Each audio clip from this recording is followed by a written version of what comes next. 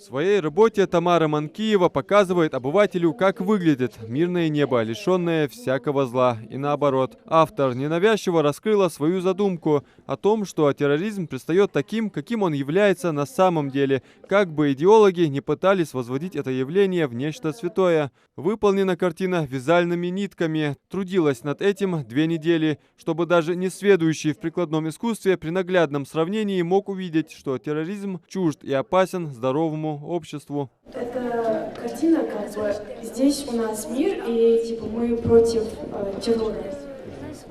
Светлая сторона добрая и как бы злая сторона темная. Мы против террора.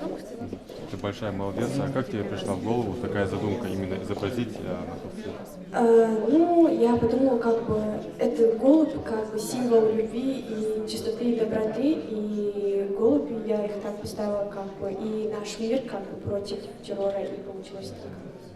Работа Тамары выполнена идеально, констатируют оценивающие члены жюри. Здесь в районном конкурсе декоративно-прикладного искусства принимают участие порядка 20 детей.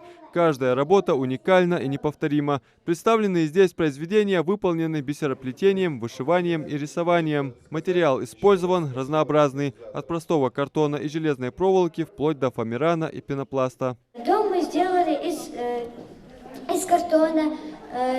Это дети, которые играют в мяч. Цветов мы сделали из бумаги, покрасили краской. Колод сделали из камней. Это мирная и дружная семья, дружный, хороший мир. Это дом, в который напали террористы.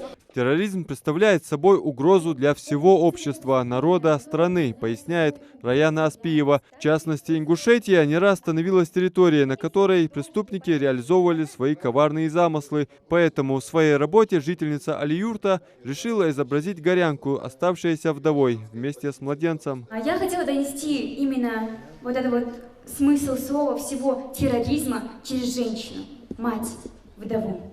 Я надеюсь, я смогла донести идейный смысл. Также вам представлю, что черный цвет в данной работе олицетворяет траур, страх, унижение.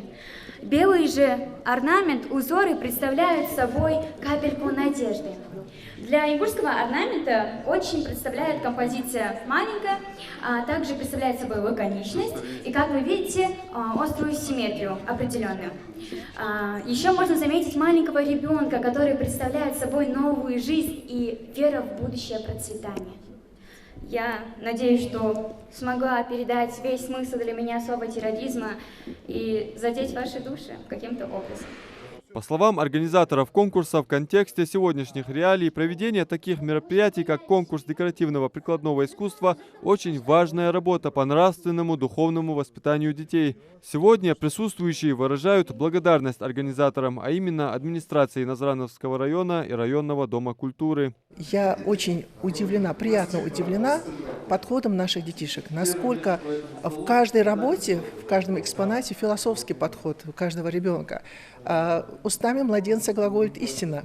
Есть такое изречение. И действительно, каждый экспонат – это удивительная вещь, вот сделанная руками наших детей. Смысл, вложен большой смысл. Дети выступают, что террор – это война, террор – это гибель людей, террор – это кровь, это смерть и так далее. Все такие ассоциации. И мы хотим жить в мирной стране, в мирной республике, мы против террора.